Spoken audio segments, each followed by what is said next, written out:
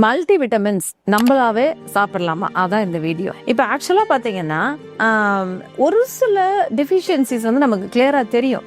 ஒரு எக்ஸாம்பிளுக்கு நான் சொல்ல போனால், இப்போ வந்து நமக்கு இரும்பு சத்து கம்மியாக இருக்குது, கால்சியம் கம்மியாக இருக்குது, மெக்னீஷியம் கம்மியாக இருக்குது, அதே மாதிரி பி காம்ப்ளெக்ஸ் கம்மியாக இருக்குது. இதெல்லாம் நமக்கு வந்து சிம்டம்ஸை கொடுத்துரும். அந்த மாதிரி இருக்கிறப்ப அதை வந்து கரெக்டாக நம்ம மெஷர் பண்ணி பார்த்துட்டு கம்மியாக இருக்குது அப்படின்னா அதுக்குரிய மெடிசன்ஸை டாக்டர் ப்ரெஸ்கிரைப் பண்ணுற காலம் இப்போ ஒரு 3 months எடுங்க அப்படின்னு சொன்னாங்கன்னா அந்த அளவு மட்டும் தான் எடுக்கணும் அப்படின்றது நான் உங்களுக்கு எல்லாருக்குமே நான் சொல்கிறது. நம்மளாவே இப்போ கடையில் வாங்கி எல்லா நாளும் விட்டமின்ஸை சாப்பிடணுன்றது ஆக்சுவலாக அவசியம் இல்லை. நீங்கள் நல்ல ஹெல்த்தியான ஃபுட்டு, பேலன்ஸ் ஃபுட் எடுக்கிறீங்க, எல்லா காய்கறியும் சாப்பிட்றீங்க, பழங்களும் சாப்பிட்றீங்க, மோஸ்ட்லி பார்த்தீங்கன்னா உங்களுக்கு எல்லா விட்டமினுமே கரெக்டாக தான் இருக்கும். இதை தாண்டி நம்ம ஒரு மல்டி விட்டமின் எடுக்கும்போது ரியலா என்ன ஆகும் தெரியுமா? எக்ஸ்ட்ராவா நம்ம உடம்புல தேவையில்லாத அளவுக்கு ஒரு விட்டமின் இருக்குன்னா நம்ம பாடி வந்து அதை வெளியே தள்ளிடும். எதர் கல்லீரல் மூலமா வெளில தள்ளிடும் மோஷன்ல, அப்படி இல்லைன்னா கிட்னி வழியா யூரின்ல வெளில தள்ளிடும். அதனால எந்த மாத்திரையுமே டாக்டர்ஸ் பிரெஸ்கிரிப்ஷன் இல்லாம தொடர்ந்து எடுக்கணும்ன்ற அவசியம் கிடையாது.